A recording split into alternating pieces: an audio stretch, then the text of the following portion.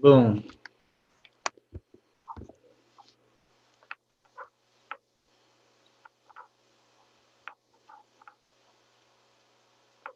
Okay, I'm gonna start recording. Boom. Record.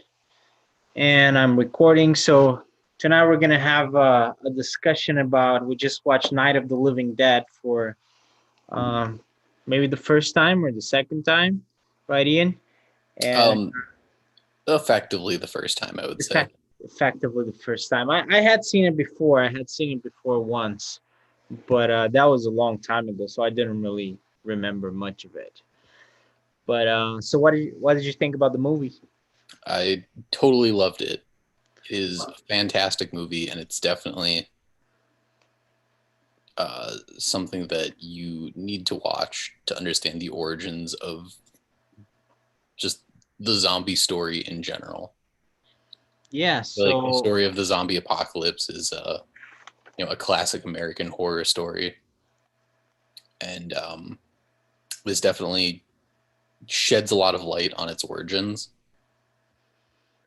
yeah, as far as I understand, this is really the origin story for zombies as we know them in in modern pop culture, right? Uh, yeah, I mean, I'm trying to do some IMDb research on the subject right now, Yeah, and that pretty I much mean seems like the case. that's my understanding. Before, you had zombies, and they came, originally from voodoo, from voodoo mythology, but Hmm. they weren't exactly zombies as we see them today in movies and TV shows and video games, just like the traditional zombies that we're used to. I think that essentially started with Night of the Living Dead. I think that was the essentially the origin story for those zombies. Yeah, I think you're definitely right in the sense that the concept of a zombie has existed in history and different cultures for hundreds of years, but this is the first time that it's really been adapted, and I think this really marks the turning point of where you go from mythos to the silver screen. Yeah, it's the birth of the more modern zombie, the modern American zombie. Yeah, definitely. And I think it really shows, and it makes it so fascinating to see um, how little has changed, I Hmm. guess, which is quite the testament to how just how remarkable like the concept really is. Yeah, I mean it's pretty original. It's not easy to create something that is as enduring and as original as that. I mean it's pretty hard. And did you notice that they don't even use the word zombie? They call them ghouls. Yeah, they call them ghouls and um, assassins and monsters. Yeah, Which they don't I, even say the word zombie. yeah, I think what really impressed me with this movie was that more than the zombies themselves, a lot of the common themes that come up in zombie movies really transferred over or are still common in Night of the Living Dead. I mean, it's So, all there, right? I mean, all the basic stuff that you still expect to see in any zombie movie, show, or game. It's there, the whole thing. oh, definitely. I think a lot of the themes, such as like um, and a lot of anthropological themes. So the concept of what humanity would do in a crisis and how we as individuals and we as groups interact and behave and respond to threats. I think a lot of the commentary that each individual zombie movie across the genre makes um, a lot of the same themes come up in this movie that still come up in later movies like Dawn of the Dead, 28 Days Later. If you want to talk about like video games, Left for Dead, The Walking Dead, a lot of the similar concepts of like how society would crumble and how um, the zombies almost become the secondary threat, Yeah. right? Like, I think through most of the movie, a lot of the survivors are their own biggest threat. Right. And I've always loved seeing that theme come up in zombie flicks and just any piece of zombie fiction. Yeah, that definitely. I mean, that's what makes zombies interesting, right? It's the fact that how it's the most interesting thing about it is to see how people react when society crumbles, and yeah, definitely people become the biggest threat, not zombies themselves. Right. And I think that's portrayed here so well. Um, Also, the ending really got me. Yeah, the ending is really interesting. What did you think of the ending? What did you make out of it? Um, the ending is rough, honestly. Like it's not the ending that you would hope for, but it is a very real ending. Yeah, And, it's kind of a shitty ending. You don't feel so good about the ending. right. I definitely don't think this is the kind of movie that would offer you a feel good ending, but Yeah. I think this is a movie that promises to give you a real one. And uh, Ben is the character's name, right? Um, I think so. Ben, I think so. That sounds about Yeah. right. So Yeah, Ben. Yeah. yeah, so as Ben is coming out of the basement and he hears all the commotion of the Pennsylvania state troopers, um, just like working their way through the field and shooting all these leftover zombies. And then he himself gets shot in the head as being mistaken for a zombie. Yeah. Like it's it definitely speaks to a lot of issues on multiple levels. For one, it speaks to the mistreatment of African American people in the justice system and just in this country in general. Um, I think this was also one of the first movies to feature an African American man as like a main character. Like having a black guy that wasn't a trope or like wasn't like this angry black man like Shaft, um, was really groundbreaking at the time for this movie. Yeah. So I guess that's another reason that like the ending really got to me. Like it's just rough. Yeah, and nobody really survives, right? They all die. Ben is the last one that is alive by the Hmm. time the people get there. Definitely. And I think his death really cements the theme of humans being the real danger. Oh yeah, because he survives. He's the only one that is able to survive the night basically and survive all the zombies. But then when humans get there, they kill him. So so yeah, they're definitely a bigger danger in that case. Right. Yeah, do you think it was intentional that he meant to do all that social commentary, or is it just like a movie that is really it lends itself well to just to those extrapolations? What do you think? I think the commentary is definitely intentional. Yeah. Um, the scene that really made me realize that we were in a commentary film was the scene where Ben and the old white guy are bickering and arguing about how to secure the house. Yeah. Right, the old guy wants to hide in the basement and get everybody in there because it only has one door to defend. Right. Um, and Ben is saying that no, you have to defend as much ground as we can hold, and then we'll retreat back to the basement later on because if they get through that door in the basement, you're screwed. Um, and I think the part of that commentary that really rang true for me was just like how quickly humans will disagree on something and how quickly that will become our downfall. And like I think it holds very true with the coronavirus right now, right? Like a lot of people can't agree on how to conduct themselves and what course of action should be taken, and it's led to a lot of deaths. Right. Man, the yeah, zombies and the coronavirus. Yeah, I mean there are some parallels there.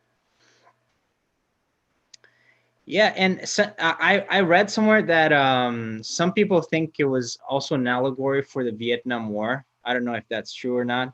Maybe it's just people reading into it. I think that's most likely it, but I don't know. I don't know if there's any truth to that or not. Yeah, I mean, I could definitely see it. I think a lot of commentary on the Vietnam War at the time was people speaking out against it, of course, and people saying that like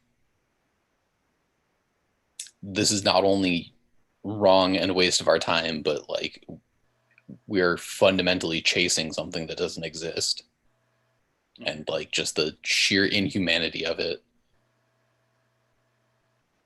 Yeah.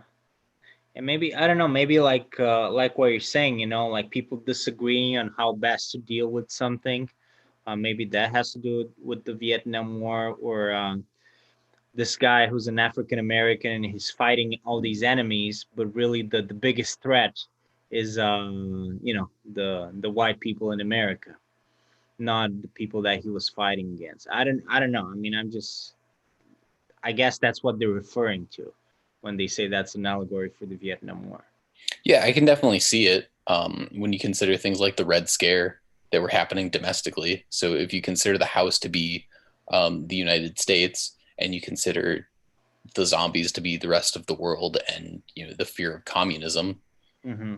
um, then it holds up pretty well as an allegory for Vietnam and its political climate at the time. This movie came out in '68, so the commentary would have had to be made on like the years '66 and '67 feasibly. Yeah, I mean Vietnam War was the '60s, so that's. Right. I mean that was probably what the peak of the Vietnam War, around the peak of the Vietnam War when the movie came out and was being shot. Um, yeah, I believe so. I guess I don't know enough about the Vietnam War Well, as it was a I long war, should. so there was a long time. It was '60s, '70s. I think Right. even like late '50s. That's really when it started, but it became much bigger in the '60s. But it was pretty long. But yeah, I mean it's a cool movie, and I didn't remember they had all that stuff on. I thought it was really interesting, all the TV parts when they show the TV, and because it's an interesting storytelling device, because we're getting to know the story through the TV and the TV, I guess the TV news, and they're Mhm. kind of like talking to them, telling them what's going on outside the house because they have no idea they're locked in this house. But you're getting to know the story through the TV, and I had no recollection whatsoever about the whole like space radiation thing, you know. Yeah, I thought that was really interesting too because in the Walking Dead series, in the comic book series, if you ever read far enough along, they eventually explain where the virus outbreak comes from. And in the comic book series, they explain that it is an alien race trying to take over Earth. In the comic book series. Yeah, The Walking Dead. Oh, okay, all right. I, So when do they explain that? I haven't read personally far enough into the comic series. Okay. In the comics, I only read past the CDC arc, Yeah. and in the TV series, I watched up until about season 5. Yeah. I don't know if they actually do get. I don't know if they explain it quite as much as they do in the movie, but I think definitely I think that's the whole radiation plot that we see in the movie. I think that's a really interesting way to explain the whole zombie apocalypse thing, and I think it's just very ingenious, like this plot device. Yeah, the radiation is making people rise from their graves and become zombies, And I think that that's a pretty cool part of the origin story that they came up with in that movie. Yeah, I think so too. I think it that also becomes a commentary on the space race because that was happening in the 60s as well, wasn't it? Yeah, in the '60s and maybe the '70s as well. Yeah, but I think the '60s was probably the peak of it as well. When did people get to the moon? When did the United States get the first person on the moon? I think it was '68 or something like that, wasn't it? Something like that. Um, let's see. But it was late '60s. Yeah, it was Movie definitely late 60s. It was 1969, '69. Yeah. So July yeah. 20th, 1969. So I mean, you're right because the space race was probably something that was pretty big in people's minds at that point. This was '68, so probably Yeah, so before that, other major space events that were happening in the 60s were Russia launching Sputnik, mhm. which, let's see here. Yeah, it was a little bit earlier, maybe a Sputnik couple. launch was 1957. Yeah, something like that. I Yeah, don't know October the 4th, exact year. 1957. Okay. And Yeah, but the also, '60s was fun fact, definitely do you know how the big space race Sputnik was was? big. It was about the size of a basketball. Really, Yeah, it was like yay big. I always thought of it as being something a lot bigger than that. Yeah, I mean, it's talked about as something like massive, but Yeah, I thought it was like a spaceship. no, it was just like a little probe. Okay, well that makes sense. Yeah, that was the first satellite that was launched into orbit, and the dark side of the moon, the back of the moon. Um, Russia was the first nation to get pictures of the back of the moon. So all of the geographic features on the back of the moon are of Russian origin, like all of the names and everything. It's like Bergov Mountain and shit like that. Yeah, that's pretty interesting. So a lot of that, and then like there's the Star Wars project, which I don't know if you've heard about. The Star Wars project? No, I don't think so. What was it? So the Star Wars project was it was a strategic missile defense system that the United States proposed, and it was given the nickname the Star Wars program. And the idea was that there would be this array of satellites with lasers equipped on them, just constantly orbiting the planet that the U.S. controlled. And if any foreign nation launched a nuclear warhead against the United States, they could shoot it down from a satellite and blow it up before it struck the country. Okay. So what happened to that? Uh, it was proposed and it was scrapped. They couldn't figure out how to make it work, maybe. I don't know if it was something where they couldn't figure out how to make it work or if it was funding but it was a Reagan era sort of thing. So it was proposed more in the 80s, All right. but it was definitely a byproduct of of like the space race. Okay. Yeah, and I mean the movie was it's kind of hard to get into at first because it's a little bit dated, and this was obviously a low budget independent movie. But then as you progress, as you watch the movie more, a little bit more, you kind of almost get used to it. And I think by the time they're in the house, I guess it also helps that it's just one setting, and it doesn't Mm. really feel like as dated. It doesn't feel as because in the beginning, like when I don't know if it's her acting as well. Did you think like the acting of the main actress, the actress that portrays Barbara is kind of like really exaggerated? Did you notice that as well? Oh yeah, I mean the acting isn't fantastic in this movie. Yeah, but the Ben is. I mean, his acting is Oh, yeah. fine. Yeah, Ben does really well. But Um, Barbara is like super dramatic, super exaggerated. right, but I think everybody else in the movie kind of sucked. That's true. Yeah. Um, You getting some more whiskey? no, I'm getting water. Oh, some water. Hold on.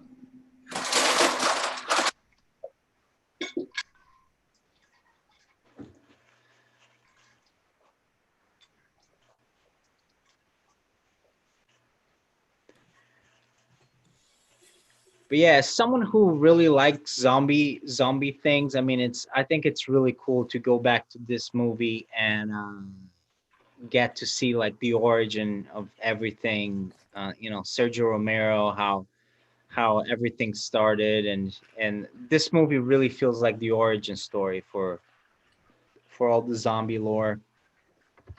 And I mean, it really got big in the '90s, really, because it kind of went away for a while. I mean, these movies were pretty influential, but they weren't like super blockbusters like Jaws or Indiana Jones that we watched last week, or you Right. know, Star Wars. They were kind of like still fairly small movies, but um, I think in a way the big explosion of zombie culture kind of starts. I mean, I don't know if I'm wrong, but it kind of starts in the '90s again, and probably with video games. Resident Evil was what made it like super popular in the '90s. Yeah, I'm trying to think of like a history of zombie works from the 60s through the 70s and 80s. There's not a Um, whole lot that is the super first thing that comes popular. to mind is Thriller. The Michael Jackson thing. Yeah, like Thriller. Is that a zombie movie? I mean, it's a No, zombie music video, it's but a zombie music video with Michael Jackson. So he goes Night of the Living Dead, Michael Jackson, and then Resident Evil video games. I think we're missing a lot of steps. We're probably missing some steps.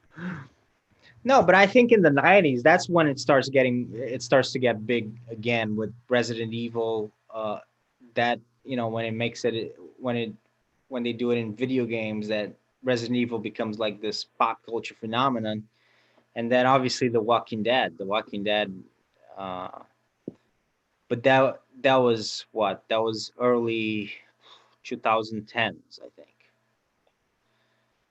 if I'm not mistaken. It came out in 2010, maybe the TV show. Yeah, the TV show started in 2010.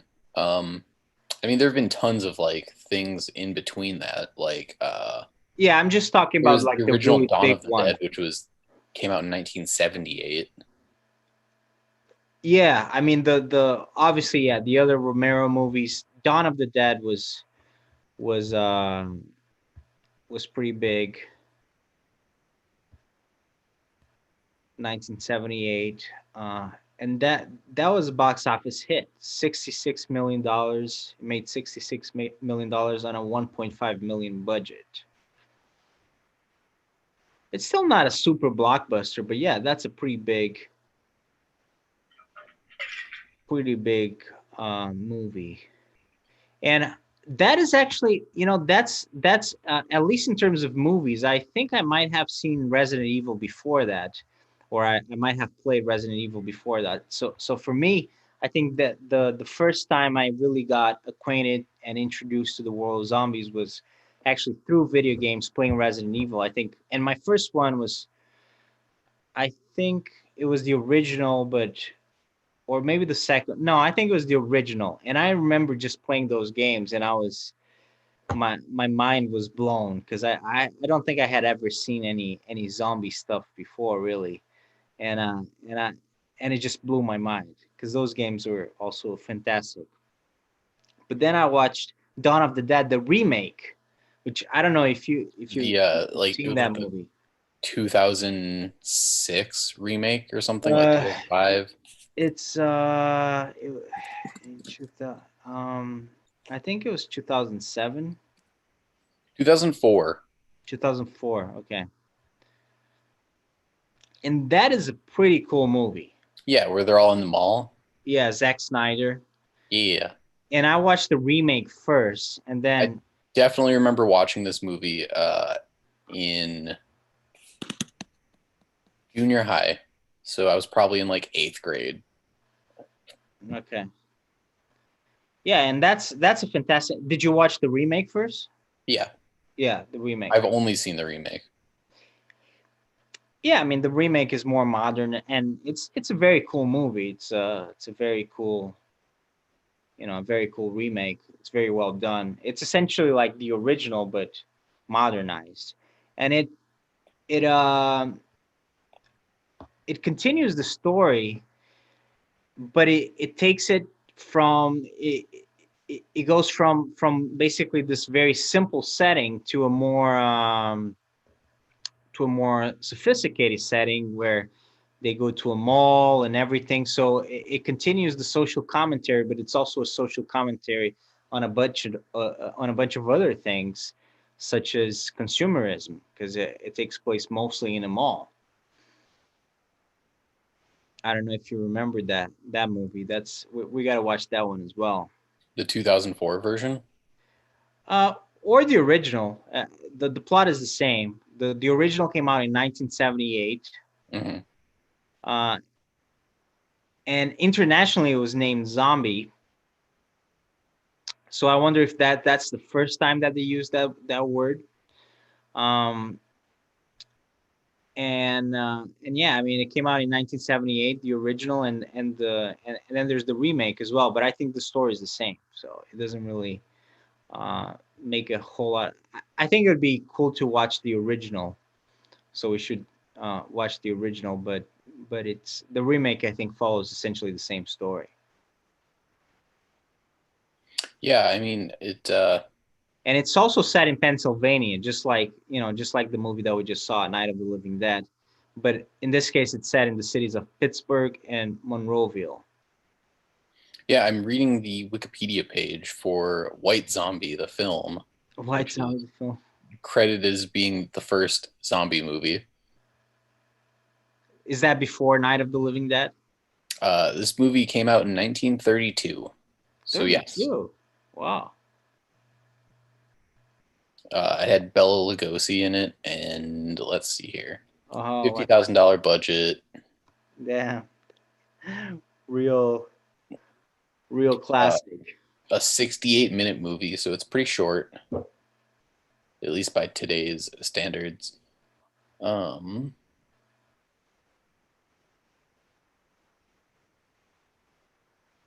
Trying to see if there are any other names I recognize here. But yeah, it was a silent era movie.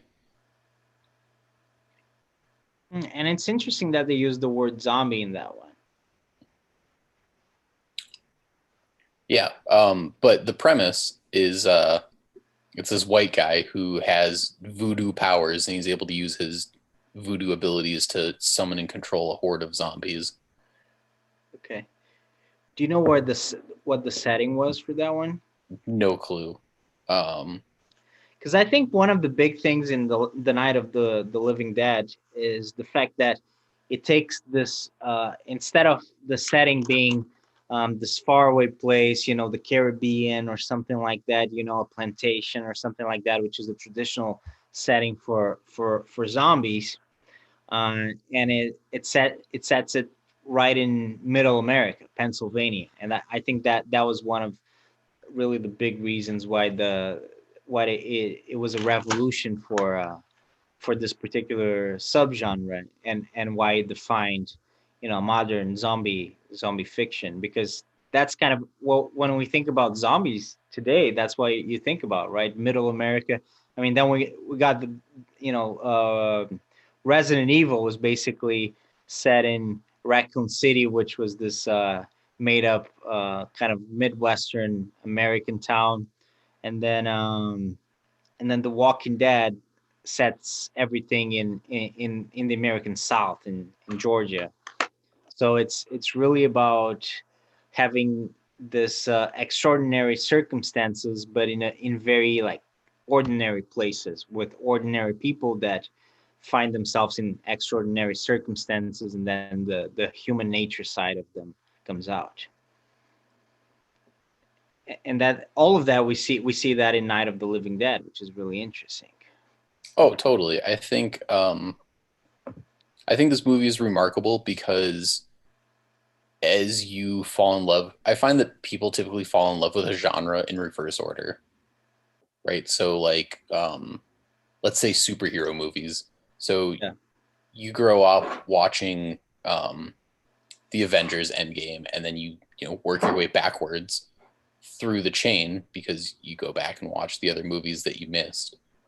Right. And I think the same thing is very much true with zombie movies, right? So if you grew up playing games like Resident Evil, and you get more and more interested in the franchise, and you know understandably have to work your way backwards. And I think Night of the Living Dead is so fantastic because you can see very clearly the origins of a lot of things that would make somebody follow that trail.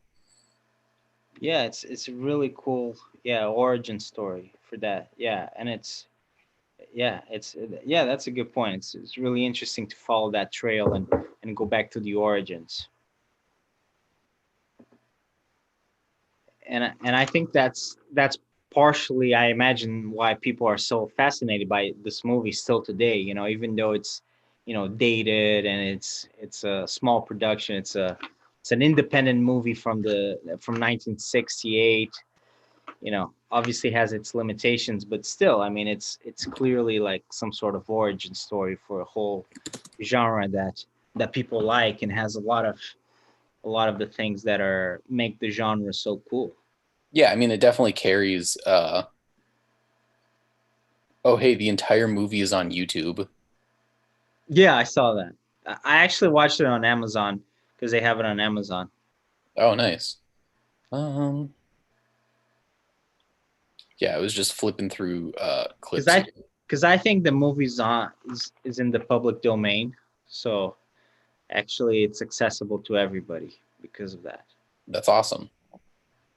Um, but yeah, I think that was my favorite thing to experience while watching this movie is going back and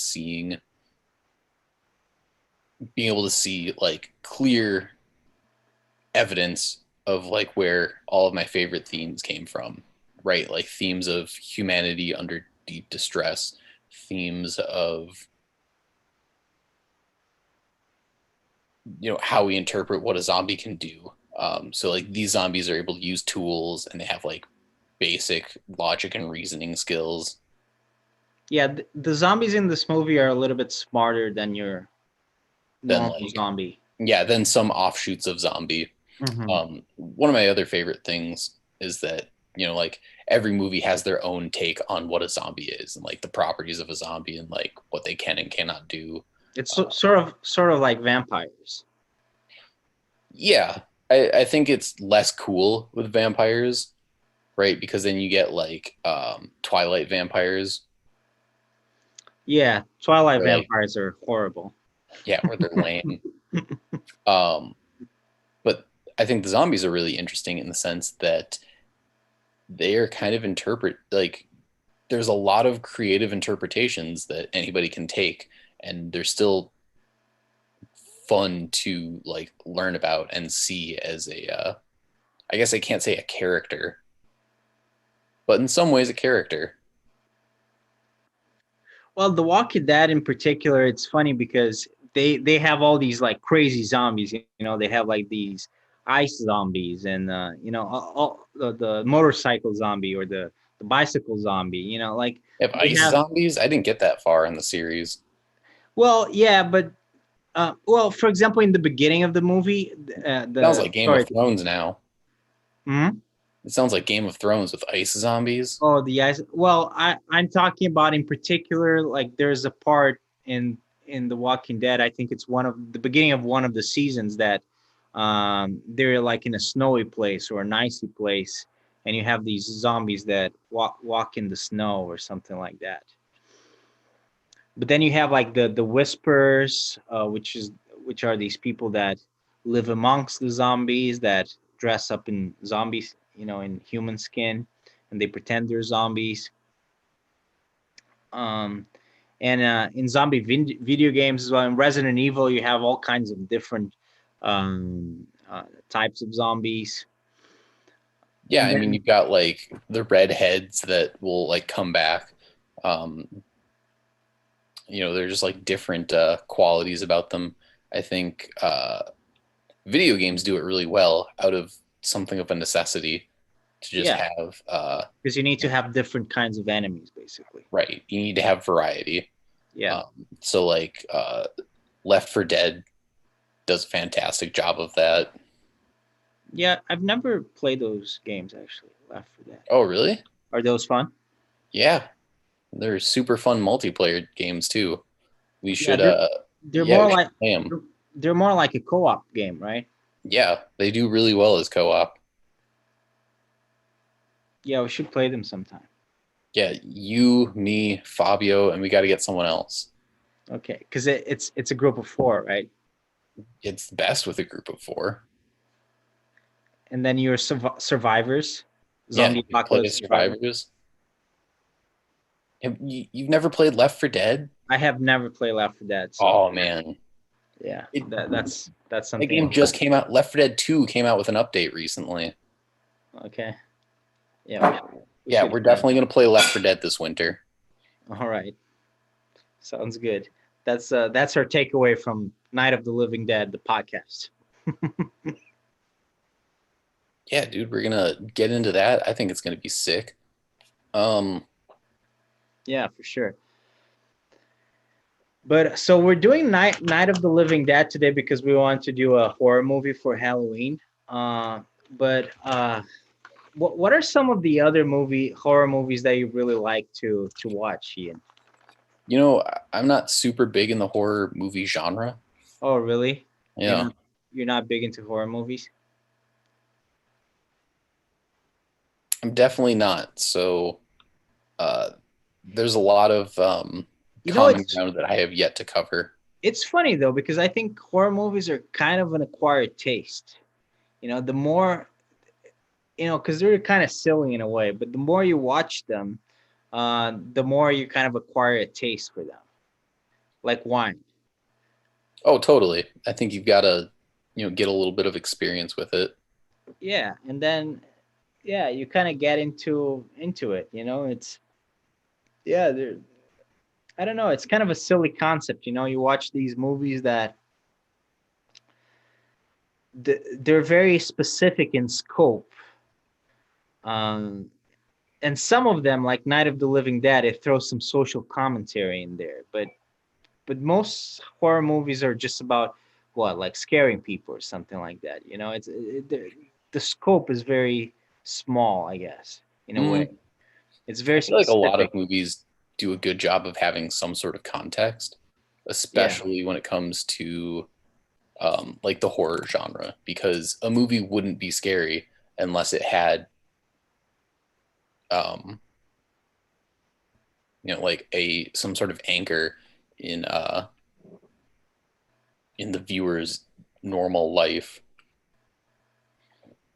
right? So like the Yeah. scariest of scary movies are movies that we can imagine happening to ourselves. Yeah. It's definitely an important part of a good horror movie. You gotta make people kind of put themselves into that position, right? So that way it's scarier because you feel like, oh, you could be that person, and you could be in that situation. So I think that's part of the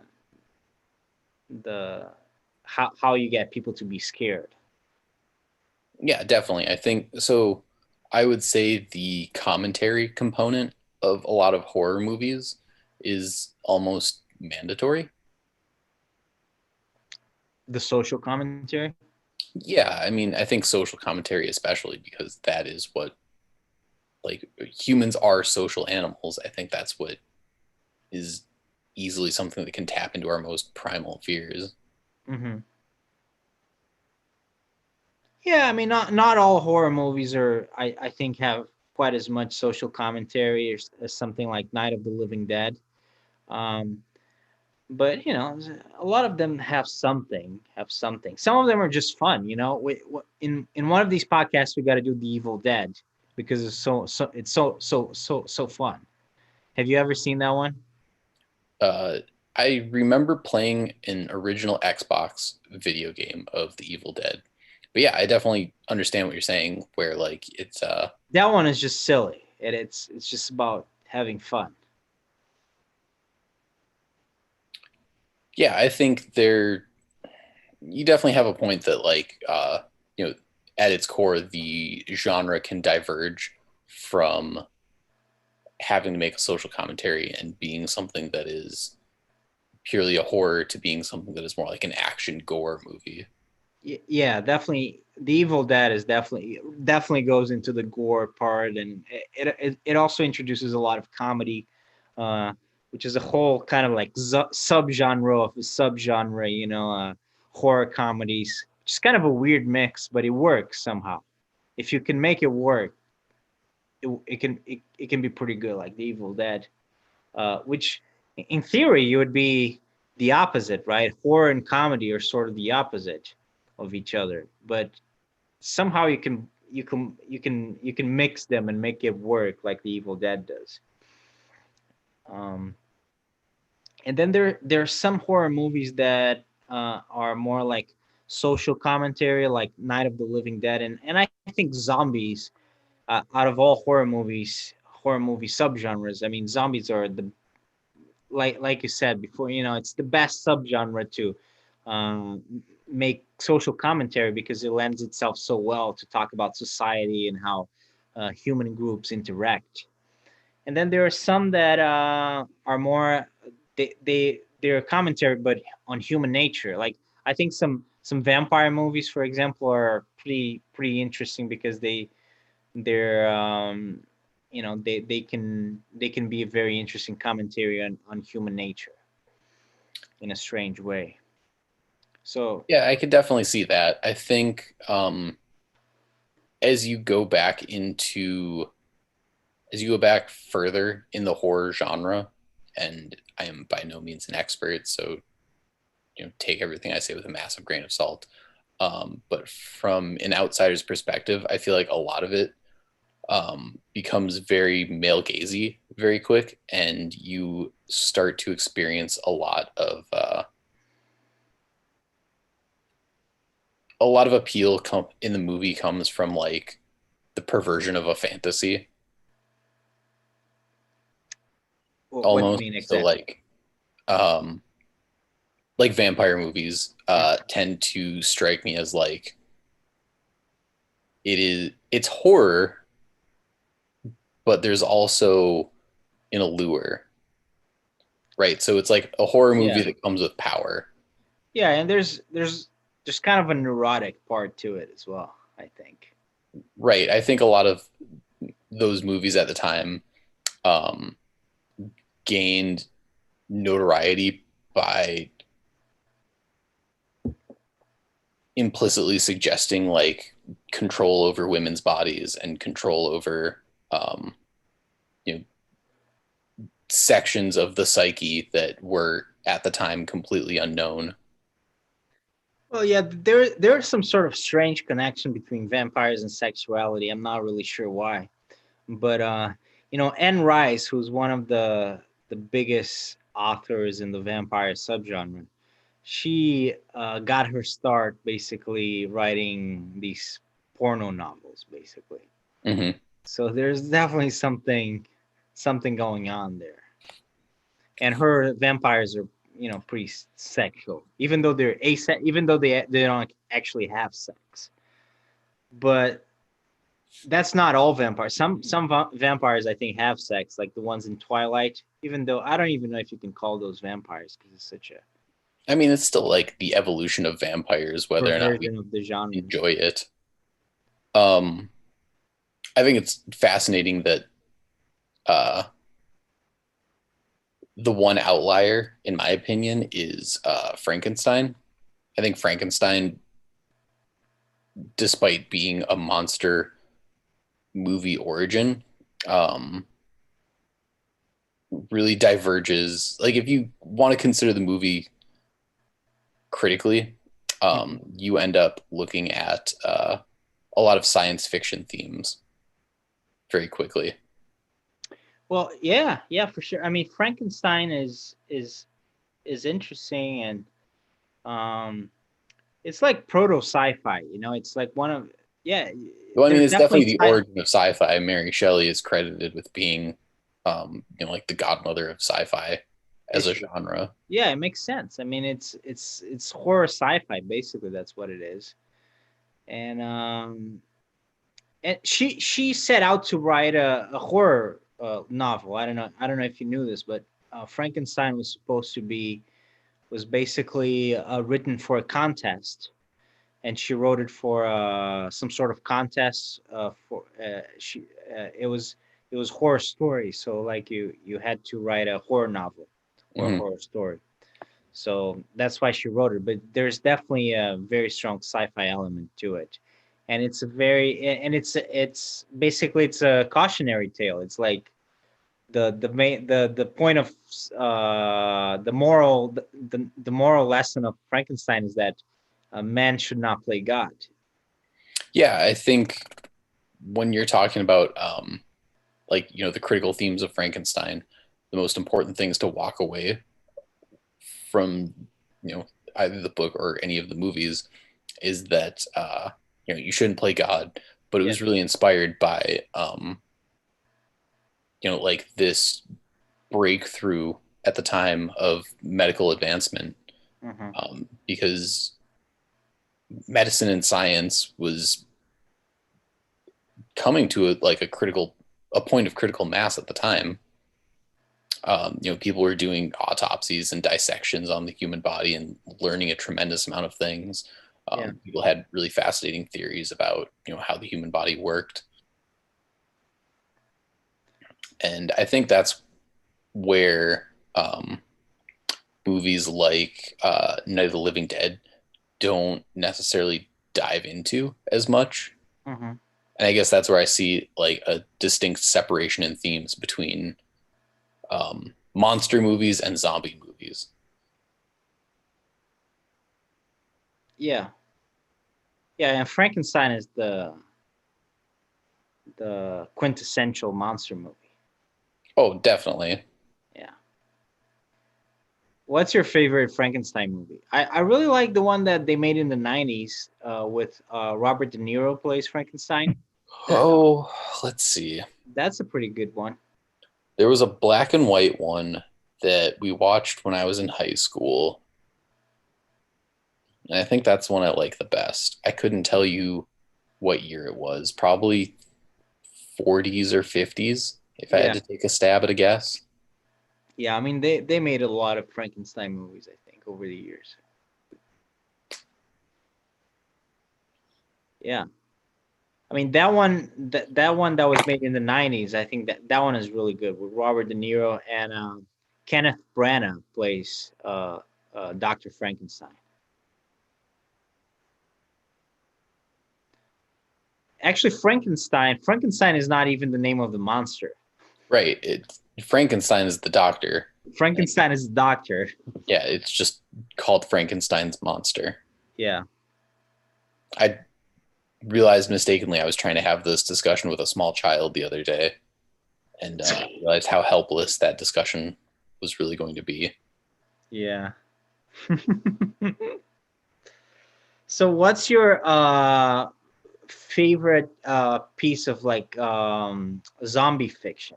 Because zombie has become so it started really with Night of the Living Dead in 68. That's like the first, like we said, like the origin story for the whole thing. But Mhm. now, zombies have taken over the world, not literally obviously, but like in the stories, but they've taken over pop culture, not so much in the last couple of years, but all throughout the 2010s decade for sure. Yeah, I mean they've definitely become a pop culture phenomenon. Yeah, and especially with The Walking Dead becoming the biggest series in TV. I mean that was there were zombies in everything. But what's your favorite zombie My thing? favorite take on zombies. Oh, let's see. Your favorite zombie fictional world? Or I mean, for me, I like zombies in lots of different media, so that's kind of a difficult question for me. I'm posing the question, but it's a difficult question. Um, I would say for me, I'm gonna give you three answers in my case. I really like 28 days later for movies. I think that's a great zombie movie. I don't know if you've seen that one. I haven't yet. Yeah, that's my favorite zombie movie. And it's completely different from Night of the Living Dead because it's a completely different breed of zombie. But the main ideas, I guess, are similar. And then I really like Resident Evil in games, and and and probably my favorite is The Walking Dead in comics and TV shows Sure. because it really focuses more on human nature and politics and human interactions, which is I think is really the greatest appeal of the whole uh, zombie subgenre. I think it takes all the potential of that Night of the Living Dead is setting up, and it really explores that potential to the fullest, which is the social interactions more than the zombies themselves. Yeah, I would say I'm mostly in agreement with you on that. Uh, as far as, let's see, if we're going to pick three media, TVs, movies, video games, I would say Dead Rising for video games. Those ones are fun. Um, You like that better than Resident Evil? I don't know if I would say I like it better than Resident Evil, It's but I de- it, definitely appreciate it's definitely fun. its social commentary more Yeah. because I think it and Resident Evil try and do the same thing, where they both try and make commentary on how massive medical corporations, like privatized medicine, is truly evil. So like Hmm. that's really what it comes down to in both of the stories. Right. Yeah. The Umbrella Corporation and Resident Evil. Yeah. Hmm. And And isn't there? I don't know if it's the whole game, but part of the game at least it's set in the mall as well, right? yeah, in Dead Rising, Hmm. for the most part, it's in a mall. All of them, or just the first one? The first one for sure. Dead Rising 2 is also in a mall, and Dead Yeah. Rising 3 I haven't played. So that's obviously the direct influence. If Resident Evil was inspired by Night of the Living Dead, which definitely was, the original Resident Evil is essentially like Night of the Living Dead. They get stuck in a house with a lot of zombies outside. So the setting is, you know, the setting of Night of the Living Dead essentially, just with some alterations, but it's essentially the same thing. And the right that oh man, I'm drawing a blank. What's the name? Dead Rising. Yeah, Dead Rising. Yeah, Dead Rising. So that the setup for Dead Rising is sort of like Dawn of the Dead, which is that they're stuck in a mall instead of in a house, Yeah, definitely. which is just a funny parallel. But As far as, I mean, TV shows, I feel like The Walking Dead is kind of the titan there. yeah, it's hard to give any other answer. But I definitely have my reservations about The Walking Dead. I really lost interest with it after about four seasons. Yeah, it's inevitable. It gets boring. Just Let's because it's pretty repetitive. right. And as far as movies, like my favorite zombie movie, that one's much more hotly contested. Yeah, I mean, zombie movies, there are so many options. I would say video games, there are a lot of options, but probably only three or four really good ones. And we gave, two of the three or four. I mean, The Last of Us would be a contender as well. Have you played those games or I one of haven't those played The games? Last of Us. Yeah, the Last of Us is a really good game, and now they just released the second one. But yeah, I mean, Resident Evil and Dead Rising are definitely two of the big ones. But movies, there are so many. There's probably what 20 zombie movies out there or more. I, let's see here. I had a list. I have a list of zombie films open in my current tab. Oh, do you? There are a lot. Yeah, there are a lot. There I don't are know. I don't know if there are a lot hundreds. of really good ones, but there are a lot.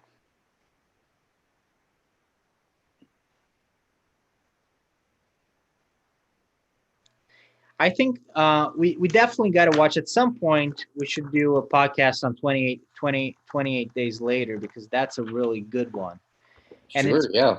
it's pretty different from Night of the Living Dead because it's well, for starters, it's a British movie, so it's a very different setting.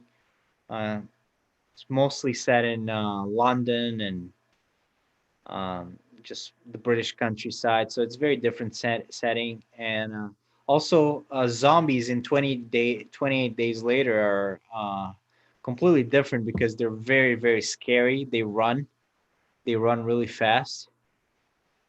So they're like super zombies. Yeah, see, that's scary. That is.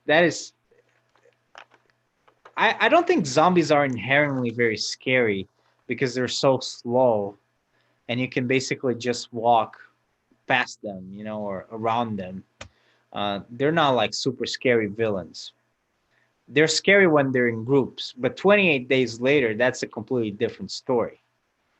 I guess if I Those had to are pick a movie, I would say the 2004 Dawn of the Dead because that is a very good one. that was one of my first soirees into the zombie genre, That's and a very good one. Yeah. I think the reason I liked it so much at the time was because of the theme of like progress undone, like how many, just how much of society got rolled back because of the zombies. Yeah, I mean the society collapses right in that movie by the end of it. Yeah, definitely, and I think as a testosterone fueled teenager, I was also just super into like the blood and gore aspect of that movie as well. Yeah, I mean visually that movie is fantastic. Yeah, I mean it's got everything that a angry teenager could want, and I don't think I will. I think that movie did me a good service What do you as a mean? child. What do you mean? A good service. Um, just being able to see like a good gory movie with action and Okay. violence. Yeah. I mean the beginning. I don't remember the original all that well. I've seen the trilogy. The three Romero movies. Well, he's made six, but the three original ones are the ones starting with the Night of the Living Dead, then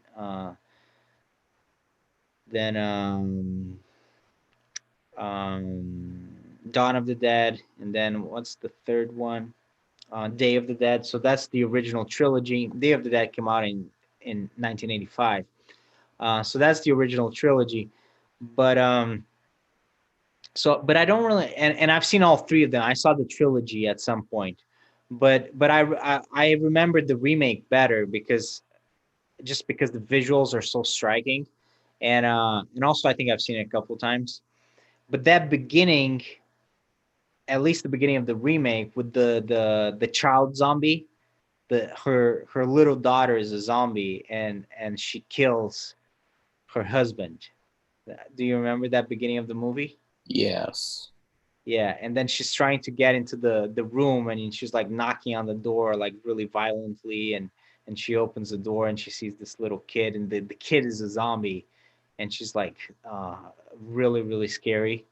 Man, that is a great scene. And then she has to escape the neighborhood, like the suburban neighborhood, with all these like crazy zombies running at her. I think the zombies in that movie kind of run as well, right? Oh yeah, totally. Yeah, so that makes zombies a lot scarier when they're able to run.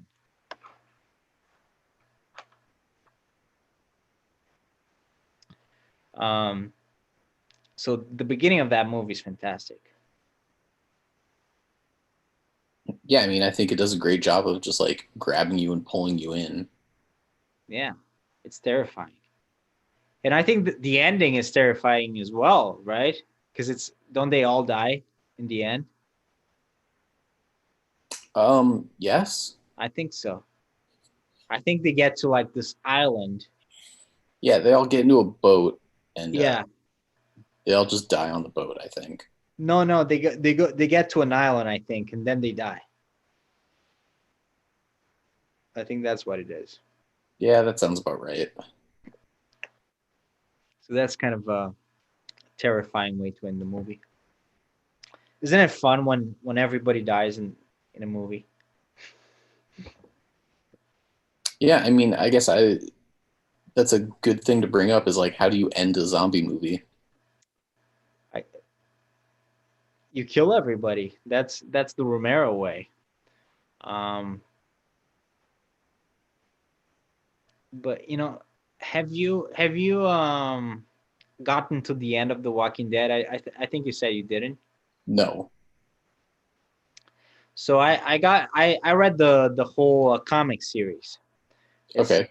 um it's one of the only comic series that I read through uh, all the issues, starting with issue number one and going. I think there are 183 issues or something like that, almost 200. Um, but the Walking Dead actually, and spoiler alert if you haven't read the whole thing, it actually has a happy ending, which you wouldn't expect from The Walking Dead. But I think it was pretty fitting for The Walking Dead because after all the shit they have to go through, I think it's a fitting end to like end it in a positive note, even if it's like kind of bittersweet. But yeah, it's so there are different ways that you can end a zombie story, I think, and it really depends on the execution at the end of the day. But yeah, definitely the killing everybody is yeah, the classic way to end a zombie movie, I guess. Yeah, I mean, I feel like it's definitely the most real. Yeah, it's probably the most realistic. Yeah, if it was real life, people would probably die at some point, probably quickly. Anyways, all right. Anything else you want to say about Night of the Living Dead, Ian? So we I can don't think so. I think we hit everything pretty darn well. yeah. So I think we're gonna end the podcast. Thanks for watching or listening. Okay. Yeah, definitely.